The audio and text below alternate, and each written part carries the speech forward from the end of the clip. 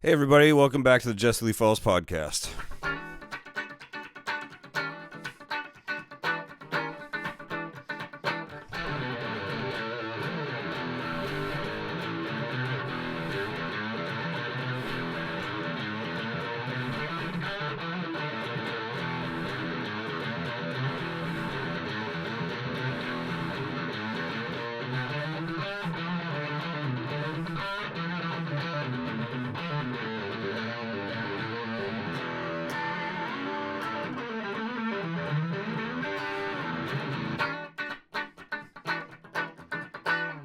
Yeah, so today I wanted to talk about the last video that I made was just announcing that I'm not doing Facebook anymore, and I'm really focusing on all my energy on just using YouTube as a platform for me to put my music out. The industry is not worth a shit, and not only are they not worth a shit, they're even worse than not worth a shit. I would suggest to anybody that watches this podcast that I am so anti-industry when it comes to the music industry. Any industry that is actually part of Hollywood, I would say, can get bent. So I'm excluding all of that new kind of a lot of the new business model stuff that they're cramming down our throats. Like, you got to have social media, you got to have this, you got to. Anytime somebody tells me I gotta have something, I'm gonna go do the opposite, because I luckily have something called a defiance disorder. In fact, I would suggest that a lot of you people out there who are musicians that watch this, you might want to dig into maybe your own defiance disorder, and don't forget why you even play music to begin with. Because here's something that's really funny. The majority, in fact, pretty much all of my family members, my immediate family members, I'm talking about parents and siblings, none of them like my music. None of them. And I've actually have a small fan base that I've grown, and I have complete strangers who actually like my music, and I get digital royalties because there's people out in the world that listen to my music. And you're never going to get validation from the people that are closest to you. And that should be what Waterboy says, that's tackling fuel. So look into your own defiance disorders, and if you think for 1 second that you're going to do music and then go participate in some kind of backward ethos, fucked up industry structure, like,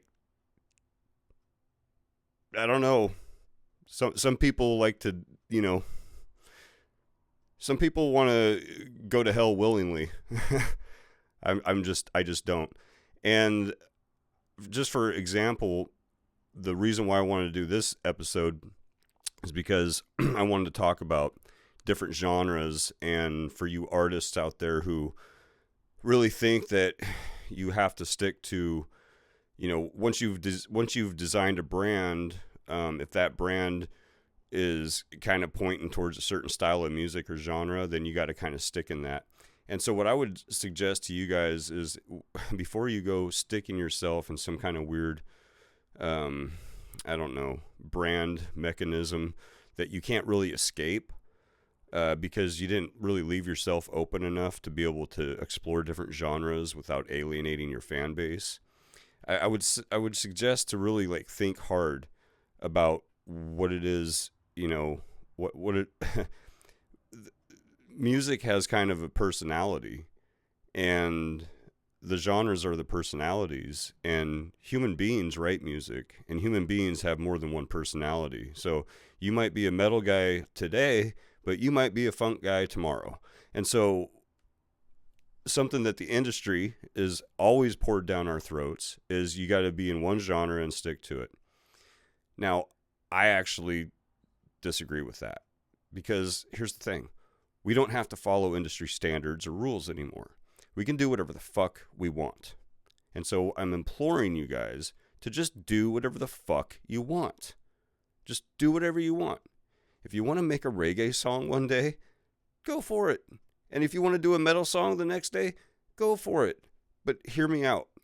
Make sure that your brand, or whatever name you're using, is going to allow you some flexibility. Because if you're coming at it from a place where there's just no way around it, the name that you chose for the band is going to push you in a certain direction. And then you're going to maybe lose some flexibility. I mean, this is why bands break up. Because people change. Things change. You know? So I've tried to design my brand, which is my name. I've tried to design it in a way where, yeah, it's like if I'm going to put out a funk song, I might do a whole funk album. But I might do some blues, and I might do some rock. And I just put out a goofy song that was kind of like a Lonely Island inspired song. It kind of made this goofy hip hop song called Metronome. It's funny. Check it out. But the ultimate thing is like, just do whatever the fuck you want to. And stop asking people for permission. Just stop asking people for permission. In fact, stop asking people for validation. Like, go into this realizing nobody gives a shit about you, first of all. Like, first of all, nobody cares about you as a person. You think they're going to give a fuck about the music you're making? It's hilarious, man. It's absolutely hilarious. And I understand that, like, people need Facebook. They need Facebook because they need that validation that they're actually out there. It's an illusion. They're not out there. They're not out there because, you know what? They're all trying to be a household name and none of them are succeeding. So it's like they're trying to be a self-proclaimed,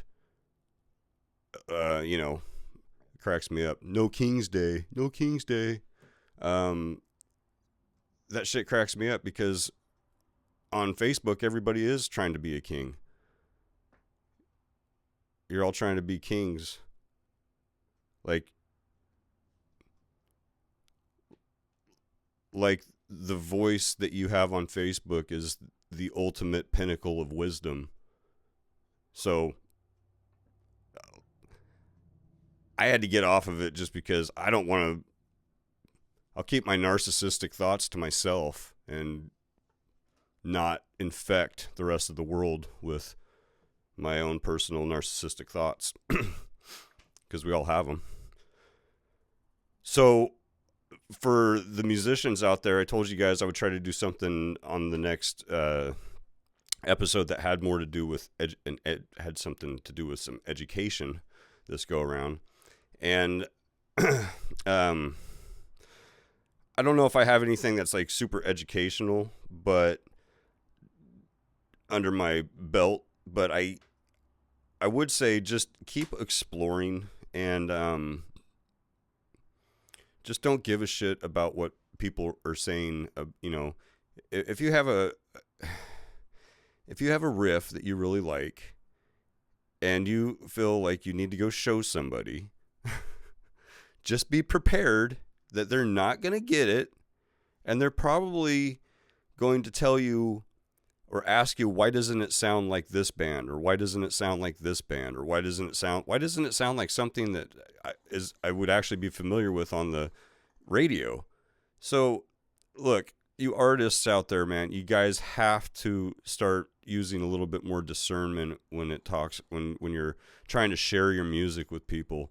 Man, people don't give a shit. It's so funny, and if you're doing well in music at all, I would say that you've done something pretty remarkable, because we're dealing in a society where narcissism is up, probably 100-fold.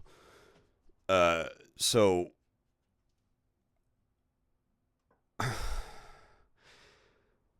it's pretty hard to get anybody's attention these days when everybody thinks that they should be the focus of attention. So we're all competing to be the focus of attention. So if you guys want to be any kind of focus of attention, I would say do something that's attention worthy. And what I mean by that is when it comes to music, I think people should be exploring different genres even in the same song. That kind of stuff, like, I don't know, that kind of mentality just shouldn't go away. So for me, I like to mix rock and funk, and that's kind of what I was showing you guys right at the beginning there. I like to maybe even do kind of a rock funk combination. I mean, we all like the Chili Peppers, right? Well, not everybody, but which kind of floors me. I come across people that can't stand that band, which is kind of crazy. But I don't think I think the people that don't really like the Red Hot Chili Peppers, they don't listen to it from like the musician standpoint, which is just the playing and the writing. A lot of times I think it's just like, oh, they don't like Anthony Kiedis, or they don't like the rap singing, or whatever. But it's usually like they don't like the vocalist. But they're just such a great example of, not just throwing rock into the mix of the funk, but, playing punk. And punk rock is something that is very near and dear to my heart.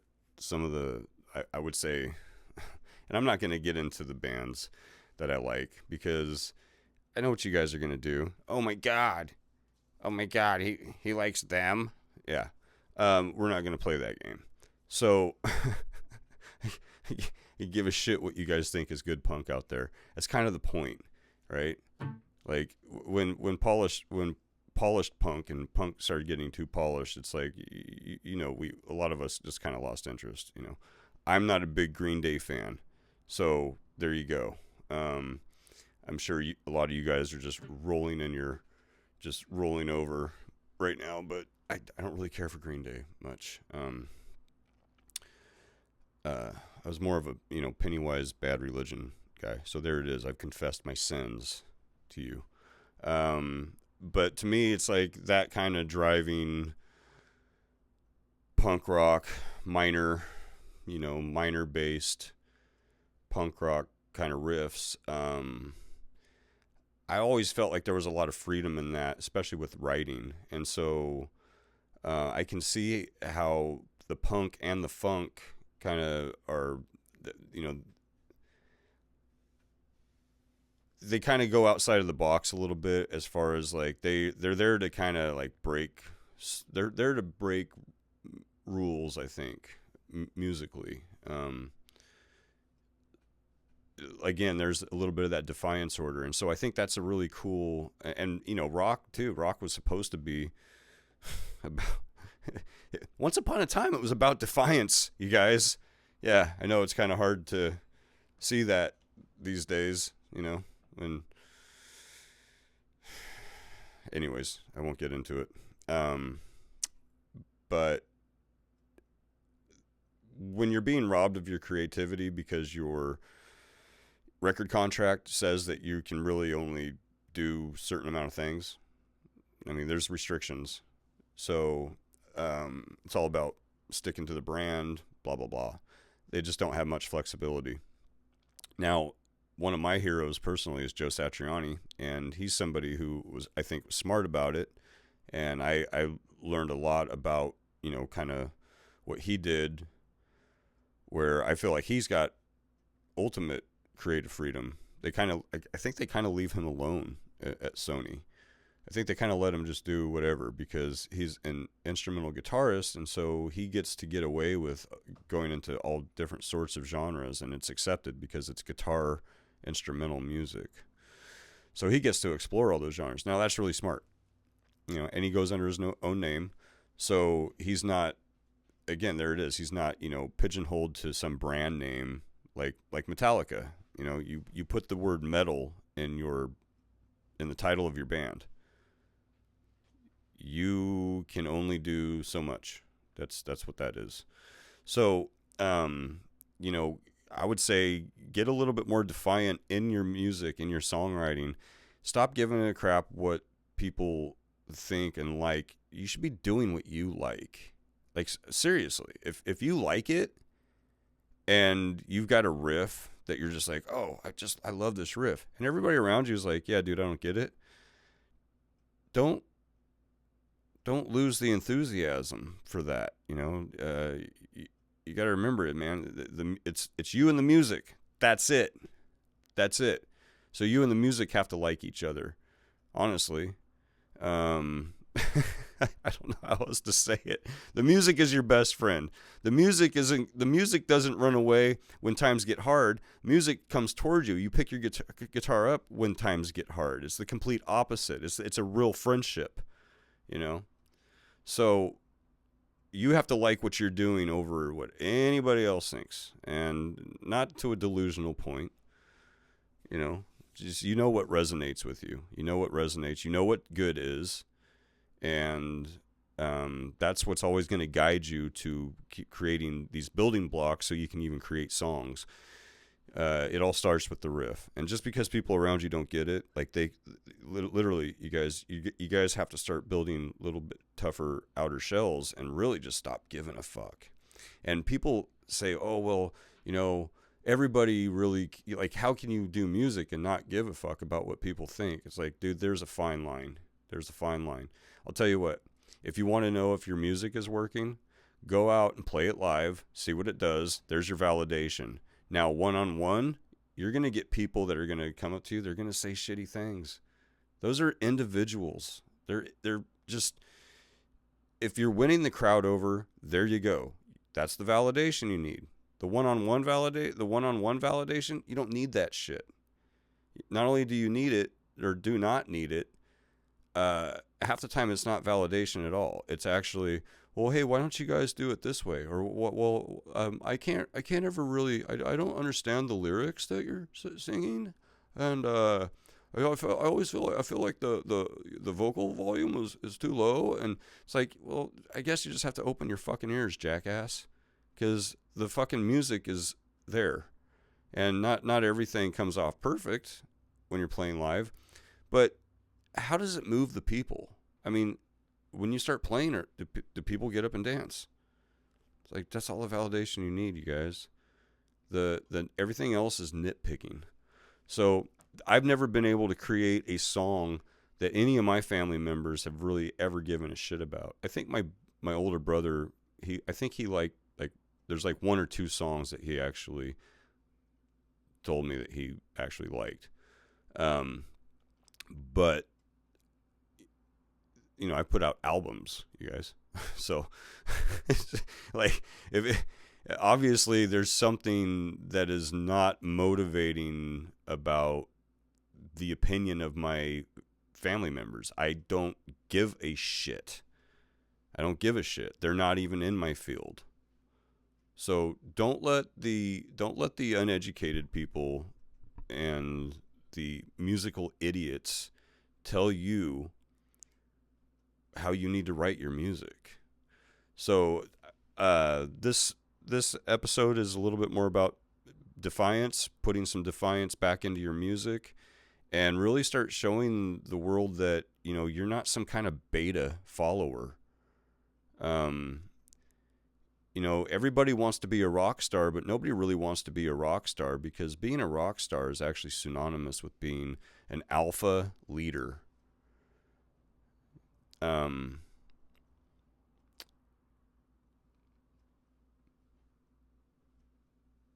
The bottom line is that not all of us are leaders. Not all of us are courageous.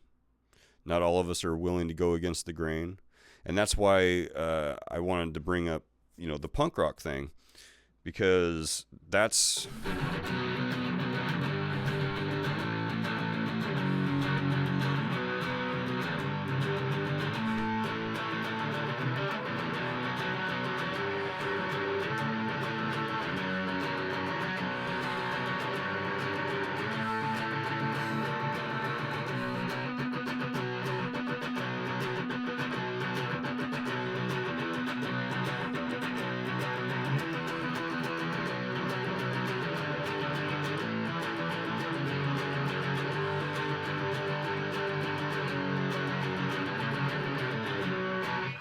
It's like, who cares? Like, I just make stuff up.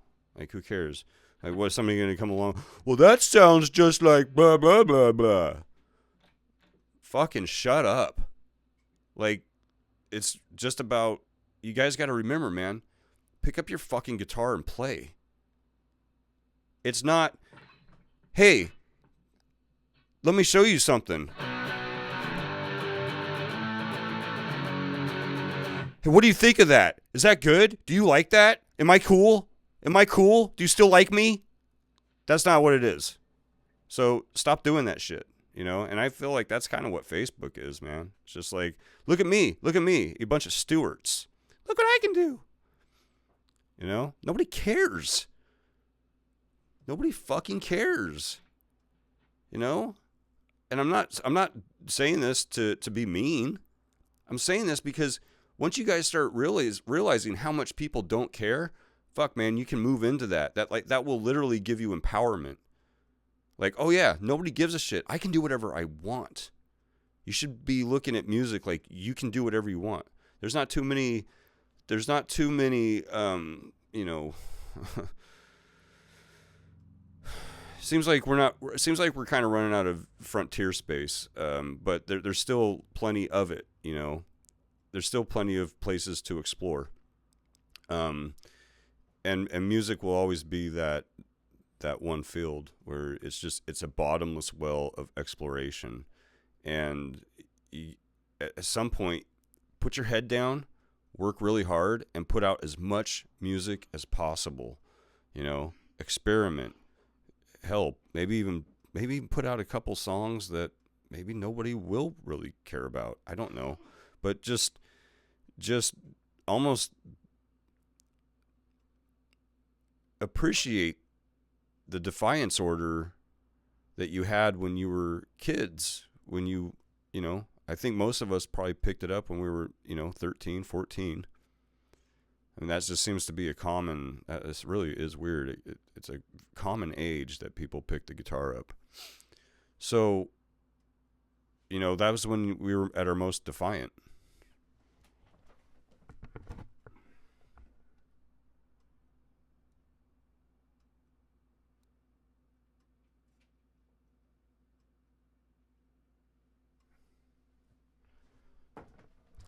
Anyways, I was just saying that that age is kind of when we were at our most defiant anyway. And so you guys, you need to remember, you didn't get into playing music because you were winning people over by any freaking means. You annoyed your parents with it. It was kind of a way for us to claim some independence and also kind of weaponize what we did against our parents. It's defiant. So if you guys are out there making music because you just want to make the masses happy, like, sorry, man, that's like some next level weakness. And I don't even come from that world. Like, I come from the world of, fuck you, I play punk rock and I make goofy songs. I go out of my way to make songs that purposefully annoy you. Okay. Now, when all of that spirit has kind of left the attitude of musicians, it's like you're just a bunch of placating sheep. It's like, I'm so not here to placate. I'm here to really just write and create music that I like. I hope people like it. I mean, I've got, I get views. That's ridiculous. But I create music that I like. And I actually heard Mike Muir from Suicidal Tendencies say that. He was talking about, I think he was being interviewed and somebody was asking him, like, what bands does he like? And he was just like, I like my music. I listen to my music. I make music. And that's what I listen to. I like my music over anybody else's music. And it's like, I actually like Mike Muir's music over most people's music. it wasn't for suicidal tendencies and infectious grooves, I probably wouldn't have much of a style.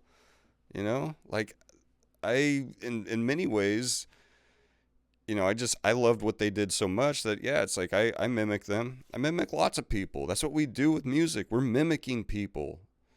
We're mimicking stuff that we like. But if you're going to just try to placate to people and you just want to please people, man, that's just not the way psychology works. People don't even want to be placated to. You know what people want? Actually, what people value is when people are challenged, but they're challenged at the maximal point of potential, of possibility. So people don't like to be challenged to a level that they are being challenged, like a confrontation. But people love a challenge that they think is fair and something that they could, I don't know, maybe possibly win. But psychologically, and you find this with leaders, if you see some ass kiss trying to prop up the leader doesn't like it. Good leaders like to be challenged. They like to have people who are courageous enough around them that they'll give them honest feedback and honest pushback. So that's what people actually value, is they value some challenge and some pushback. And you have to challenge their minds by presenting something that they're not freaking comfortable with, something that's new that they're not comfortable with, maybe. And you're not going to change people's minds. So I would just suggest, be as quirky as you want to be, write what you want to write, make what you want to make what you love.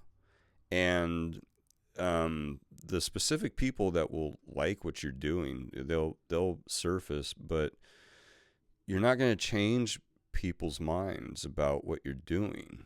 If I could, I mean, I would have changed my own family members' minds about what I'm doing decades ago. But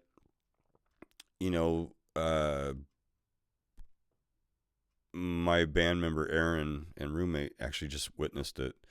Because I think she at some point maybe she thought I was being a little bit hyperbolic, maybe I'm being a little exaggerative about, my family members don't care for what I do musically, and she's part of my band, so she's like, well, like, what do you mean? Like, what we do is really great, and my family members like it, and why wouldn't your family members support you and like your music? And I'm like, they don't like it. I don't know. They don't like it. And it's not it's not hurtful. Like that's what I want to tell you guys is like that shit. Like I'm it's so ironic. I'm grateful for it. I'm actually grateful that I've got these people in my lives that kind of they don't value that. It's tackle and fuel, you guys. I'm not going to hold it against them and be bitter and resentful. I just have to continue to use that as a reason to keep going, because who knows, maybe one day I might just create that one song that one of them likes. So it's an ironic thing, you guys, but if you're going to try to be a music creator, you got to kind of embrace the attitude that you're not going to be a music creator and not be a leader at the same time. Because here's the thing, if you're going to create music, you have to have a band that actually believes in that music. So you are putting yourself in a leadership position. And if you're somebody who thinks that they can be a songwriter and escape the role of leader, you need to check yourself, because The person who doesn't have convictions will always be led by the person in the room with convictions. So if you're not willing to be the leader of your own music, that means you're not willing to be the leader of your own life. And that means that you have some serious weaknesses that you need to look at, because you're going to be run roughshod over by everybody. They're going to look at you as absolute prey. And I'm only saying this because I always got to come back to why I do this podcast. I've been through enough that I want to help others avoid pitfalls. I might not be able to educate you on what to do, but I can give you guys a long list of shit what not to do. You know, stuff that I wasted my time with. And this isn't, again, like, I hope you guys don't think that, you know, I'm coming off bitter or resentful. I'm just coming off, well, I'm not just trying to be poignant. I'm trying to be, I'm trying to show you that I do have a bit of a defiance disorder, and if I've got some anger issues, and to be honest with you, I'm glad that they're there, because people don't push me around. People suggest things to me, you know, these days, but nobody comes at me with, hey, this is what we should do. Nobody pushes me around. And it's because people have learned through my personality that this isn't the guy to push around, because if you try, like, this guy doesn't bark. This guy actually bites. So you have to kind of let people know right out of the gate that you're working with, that you're the lead. If you're the songwriter, you're the leader. You're going to do whatever the hell you want to. And they're going to basically say, yeah, okay, I'm down. Or you can just move on to the next person that is willing. Because here's the deal. You guys should be able to use whoever who is actually accessible to you. If you have a rock song, then go find a couple rock players, the bass player and a drummer that work really great together, that, you know, you can knock out a really great rock song. Okay.